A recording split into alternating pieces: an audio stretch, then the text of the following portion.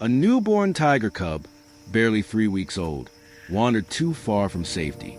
His mother was gone, taken by poachers the night before, alone in territory ruled by lions. He had minutes to live.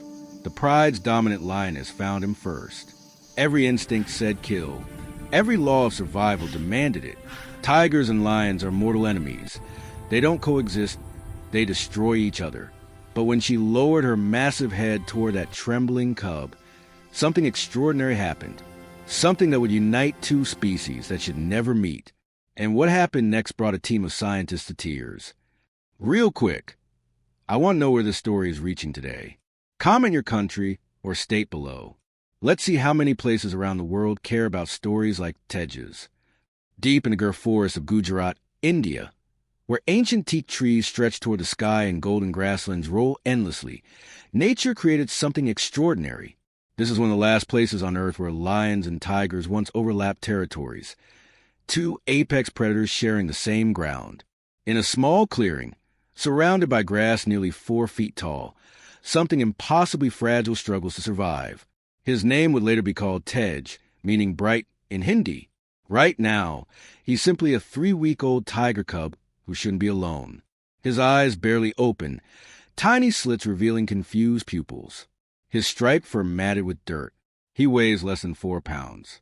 48 hours ago, poachers claimed his mother's life. He needs milk every 3 hours to survive. He can't regulate his body temperature, can't hunt, can't defend himself. Without intervention, he has hours left. If you believe every innocent life deserves a chance, hit that subscribe button. Because what happens next proves nature has more compassion than we ever imagined. Just 3 miles from where Ted struggled to survive, another mother was beginning her day.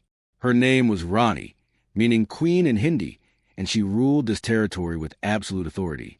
At 7 years old, this magnificent lioness had raised multiple litters successfully, earning respect from every member of her pride. 2 weeks ago, she'd given birth to 3 healthy cubs, and her maternal instincts were firing at peak intensity. But here's what you need to understand about lions and tigers.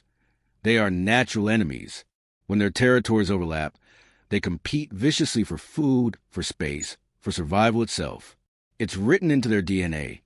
Eliminate the competition. Throughout history, lions have killed tiger cubs on sight. It's not cruelty. It's nature's brutal mathematics.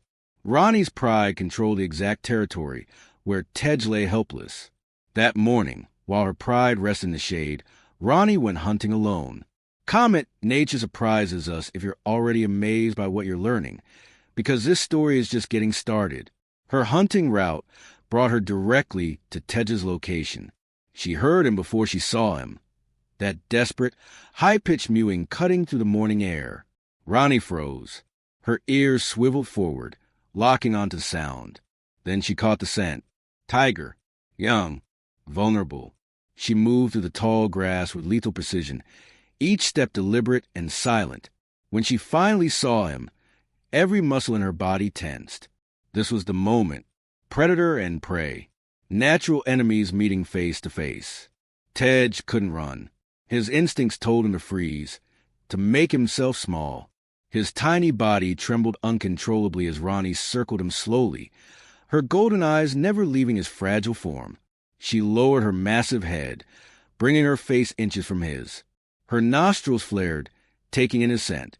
Then her jaws opened. Every camera, every witness expected blood. Instead, Rani did something inexplicable. She didn't bite down.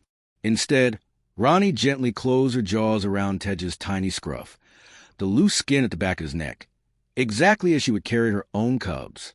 She lifted him with such precise delicacy that he didn't even whimper. Then she turned and began the long walk back to her den, 1.2 miles. That's how far Rani carried this tiger cub through rocky terrain, across dried riverbeds, past thorny acacia bushes.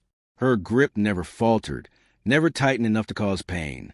At the ranger station 3 miles away, motion-activated cameras captured the impossible scene. Radio calls crackled with disbelief. Biologists who'd spent decades studying big cats couldn't believe what they were witnessing. Cross-species adoption is extraordinarily rare among big cats. But Tedge's desperate mewing had triggered something primal in Ronnie. It sounded exactly like a lion cub in distress. If this is already the most incredible thing you've seen today, smash that like button and share this with someone who needs to see that miracles are real. By 8 weeks old, Tedge had grown noticeably larger than his lion siblings. His stripes stood out starkly against their tawny fur, and that difference hadn't gone unnoticed. During a morning hunt near the territorial boundary, Ronnie's pride encountered 3 males from a neighboring group. The largest, a battle-scarred lion named Shur, meaning lion in Hindi, immediately fixed his gaze on Tedge. What happened next was pure aggression. Shur's roar shattered the morning calm, a thunderous declaration that this tiger cub didn't belong. He saw Tedge as a future threat, competition for territory and genetic dominance. He advanced with clear intent, muscles rippling beneath his dark mane. Ronnie didn't hesitate. She positioned herself directly between Shur and Tedge, her own roar matching his in intensity. The standoff was electric, dominant male versus protective mother. If you stand against bullies who target the innocent, hit subscribe, because Ronnie was about to show what real strength looks like. After that confrontation, Ronnie intensified training for all her cubs. Every morning, she took them deeper into the grasslands, teaching the ancient art of the hunt. And something remarkable began to emerge in Tedge. He possessed advantages his lion siblings didn't. Superior climbing ability inherited from generations of tigers, and extraordinary patience during stalking sequences. He learned to combine lion pack tactics with pure tiger stealth, creating a hunting style never documented before. By 12 weeks old, Tedge brought down his first solo kill, a young antelope, showing skills far beyond typical cubs' age. His siblings no longer saw him as different. They saw him as family, their bond cemented through countless hours of shared struggle and triumph. Even the dominant females began showing Tedge genuine affection, grooming him as they would their own young. Rangers watching from observation posts documented cooperative behaviors unprecedented in scientific literature. Everything changed during a buffalo hunt 3 weeks later. A desperate kick from a cornered bull caught Ronnie's front leg, and the crack echoed across the plains. She limped back to the den, her movement compromised, her pride suddenly vulnerable. Shur had been watching from the ridgeline, waiting for exactly this moment. Dawn broke with terror. Shur and 2 other males launched their attack, while the cubs rested separate from injured Ronnie. Their target was clear: eliminate Tedge and establish dominance. 4 young cubs, barely 4 months old, found themselves cornered against a rocky outcrop by 3 massive males weighing over 400 pounds each. But Tedge's tiger genetics became his salvation. While his lion siblings couldn't scale the vertical rock face, Tedge's claws and natural climbing ability allowed him to scramble upward. Then he did something extraordinary. He reached down and pulled his siblings up. If you believe in standing together against those who prey on the weak, comment Tedge's family, because this family was about to prove love is the strongest force in nature. Weeks passed. Ronnie's leg healed completely, and Tedge grew into a magnificent 6-month-old tiger, his stripes bold and brilliant against the golden grassland. No one in the pride questioned his place anymore. He had earned his position through courage, through loyalty, through blood. What emerged was something science had never documented: a tiger who possessed both lion pack mentality and tiger independence.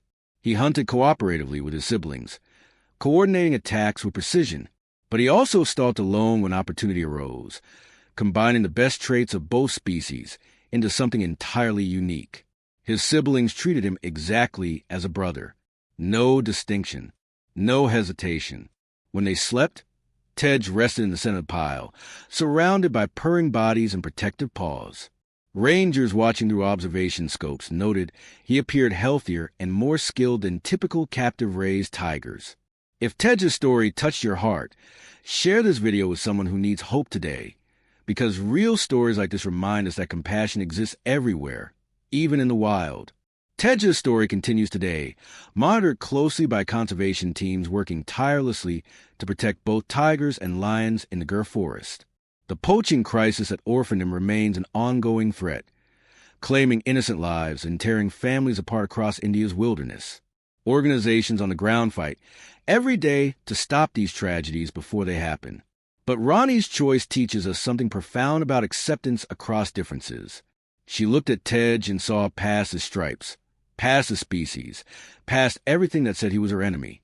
She saw a life worth saving. We're not so different, are we? The bonds that connected this unlikely family mirror our own human potential for unity when we choose compassion over fear.